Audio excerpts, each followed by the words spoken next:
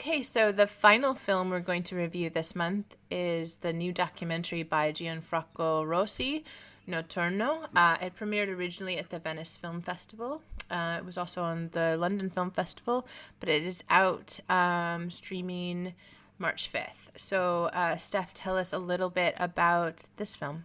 It's basically a documentary that's exploring the aftermath of the war in the Middle East and people and how people are surviving through that.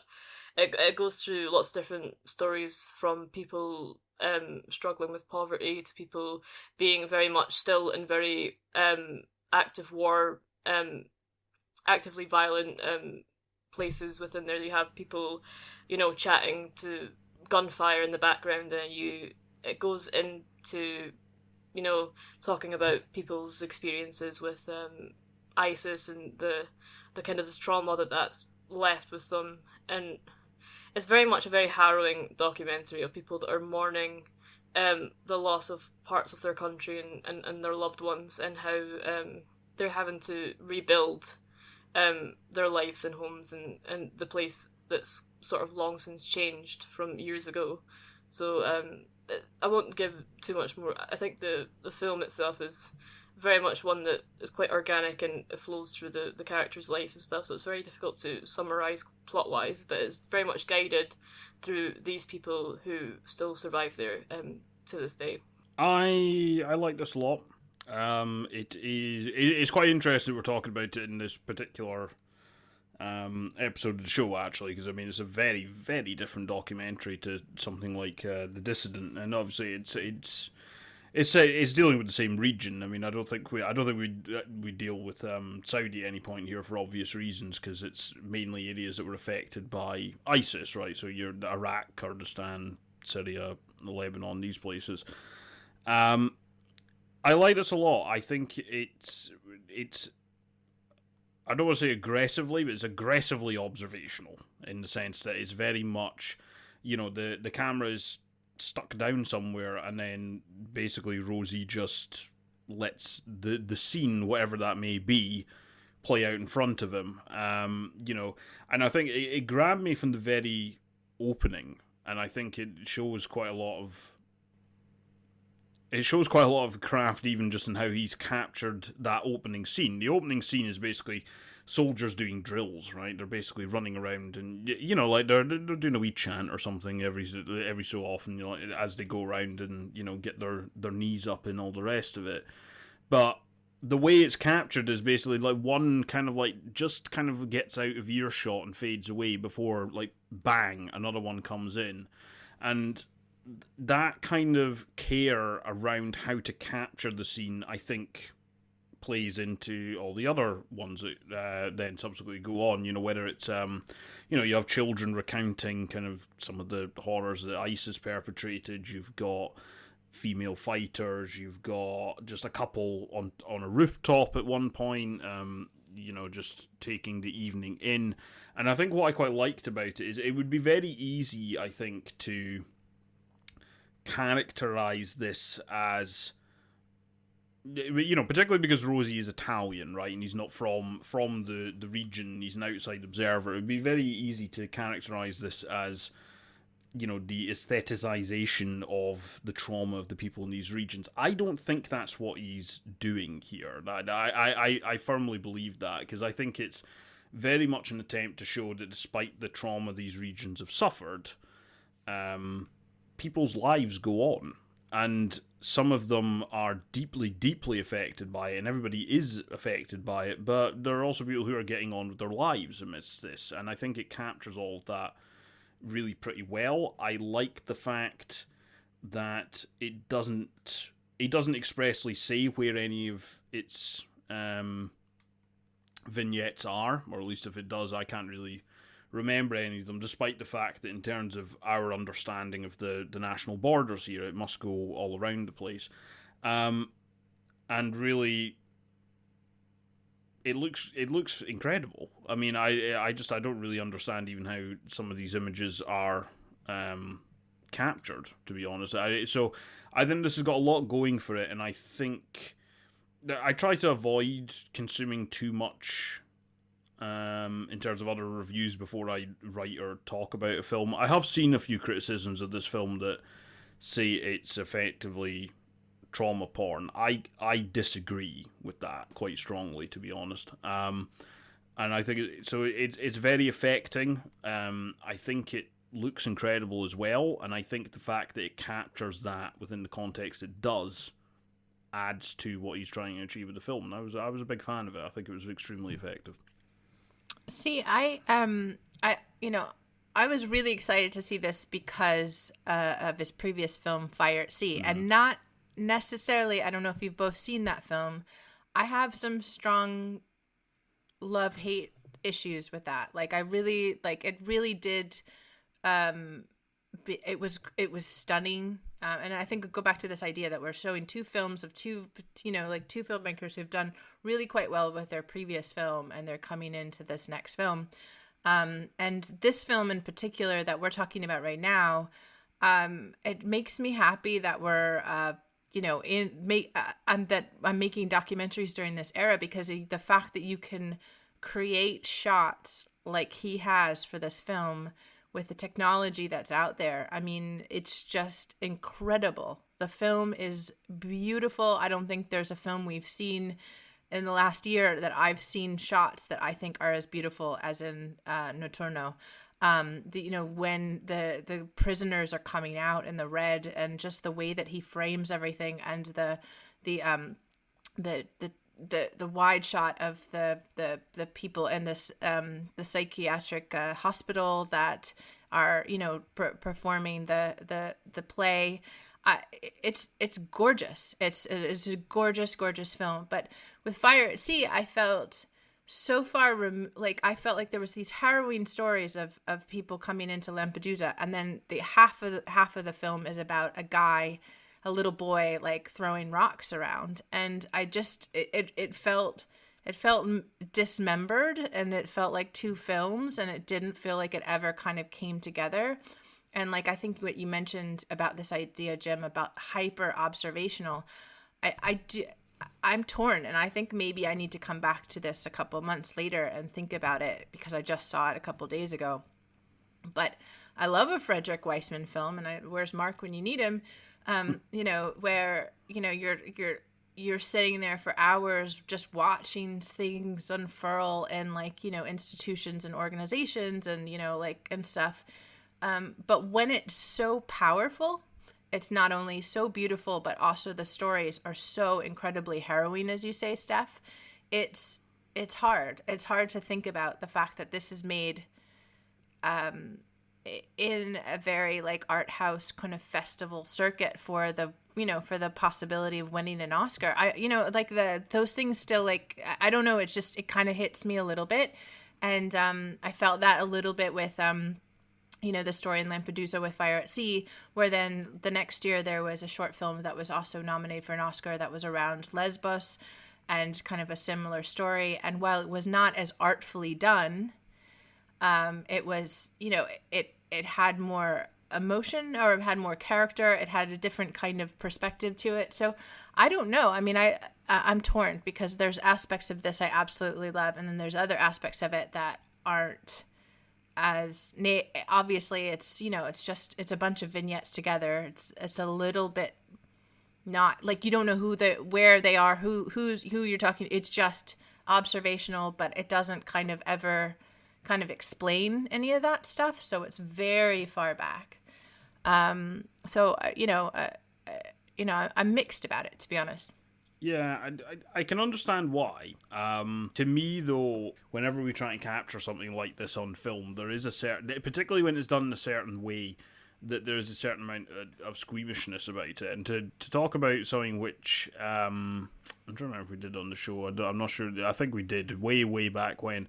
One film where it came up was Capernaum, the one about the kid in, I think, I'm forgetting where it was now, I think it was Lebanon. And that kind of, like, that was obviously a narrative film, but it had some of the same criticisms. And I can see where they come from, but it's more, in some ways, the fact that this is set where it is, I don't really see why things can't be presented that way. I would argue that in capturing something and making it look as beautiful as it does here, it's almost as I just feel like whenever we talk about this, it's like there's this idea that when we are capturing places that have been through trauma, we cannot present them as being beautiful places. And I think the tragedy of, in particular, the likes of Syria and Lebanon is they are. I mean, these places have been scarred by these events, and I think the ability to present on film the people who have suffered the traumas of that region, but still give a hint as to why these people would want to call it home, and why they have an affinity for it, as any of us would. I actually think that does something interesting and powerful, and I think, and to me, that's where the power of this film comes from. It doesn't come purely from, oh my god, isn't this horrible what this region, these people have been through. It's also the idea that the people that are presented in the film have lives, and they've been upended by it, and this is their home. It's not just somewhere where bad news happens, right? And I think this is where I struggle with some of these criticisms, is because, you know, we need to be able to understand that people have lives that go on in these places. And I think this desire to not present that in a aesthetically pleasing way is in its own way, to me, I think that's disingenuous, because it implies that these places, they are nothing but their trauma, and I don't think they are. It's, I suppose, what I'm trying to drive at. No, I don't disagree. I mean, I think what's most powerful to me is the quotidian of the story. Like, this is the life that goes on after war is hit, but then it's the fact that quotidian, that every day, is so dramatically different, and I think that's what comes across so beautifully and really well presented. And again, I think he is the film. I think he's the camera person. He's the sound person. I don't know how he does it. I would like to take a course with him directly. Like, you know, I mean, it's phenomenal filmmaking. I think this actually, to me, is better, and it feels more you know, earnest and and sort of empathetic than I actually felt the Fire at Sea did. I've also seen Fire at Sea as well, and I think that in at least the last half of last year and the beginning of this year, there's been so many. I think it's been such a good run for documentaries. There's been so many interesting ones, and the way that people are approaching documentaries now are quite a lot different. You have this, I think, if you go back, you know, not even that many years ago, I think that documentaries were quite, you know, taken and explored in quite similar ways. But now we have this kind of, people want to take a more of a back seat when exploring these issues. I think that the problem is when you go into, especially regarding that Rossi's not from the Middle East, he's Italian, and I think when he's going into this film, there's quite a blurred line between showing, documenting life on camera and showing these places in the aftermath of war and during war, to show how life is progressing and how life continues to these people. And I think that there's not a long way to go from there until it can become quite exploitative and quite sensationalist about these countries. And because I think, especially in many places, we're so far removed from anything near that life that I think we're always wanting to know more about something that I think Rossi kind of acknowledges that I don't think that we could ever fundamentally really understand that way of life. I think it's something that he takes the things in these regions that are just universal to everyone. You know, you have shots of, like, beautiful shots of a couple on a roof with like a shisha pipe. and then the only difference between their life and in a lot of places is that we don't have gunfire in the background, but they get on with it, as I suppose Jim was saying. With Fire at Sea as well, it was. I do understand what Amanda means about two different stories within the one and the collision. I think that to me it didn't really bother me that it was shot like that, but I can see why that would become quite distancing for people when you're talking about European migration into Italy and things like that. And I think that again it's that thing where how far can you show the lives of these struggling people without using them to your advantage to sell a story into your documentary. There was a few I remember I think I wrote a piece for Take One about a documentary called Peer Kids, and it was in America, and it was talking about homeless LGBTQ youth that were struggling on the outskirts, and it was one of those things where it let people tell their own stories. It wasn't guiding into this way of this narrative of America, of what it's saying about these regions. And I think that's pretty much what Rossi does here. I think that he wants to be quite an organic filmmaker, and I think that can be confusing when you see how aesthetically quite beautiful all these shots are, and how much there are kind of a lot of art house undertones to the way that he shoots these regions, and the way that he sort of lays the camera down to be quite static and explores all these really beautiful parts of the land. But I think that it's more the sense that I don't know if he particularly knows how to tell a story like that, and I don't think that he necessarily really needs to. I don't think that looking at the lives of people in those situations can really be summarised in about an hour and just over 2 hours as such. So it is one of those documentaries I think that will stay with me. Absolutely, and Fire at Sea stayed with me, and there's not for me to say that I don't like the film. It's just that it raises questions, and I think when we did Il Mio Corpo a couple months ago, and it has that similar kind of crafted sense, although it was much more of a hybrid than this is. But there are lots of things of this that are planted in front of the shot. The shots are created. People are standing in front of this, and he's kind of directing them to a certain extent to get the right shot.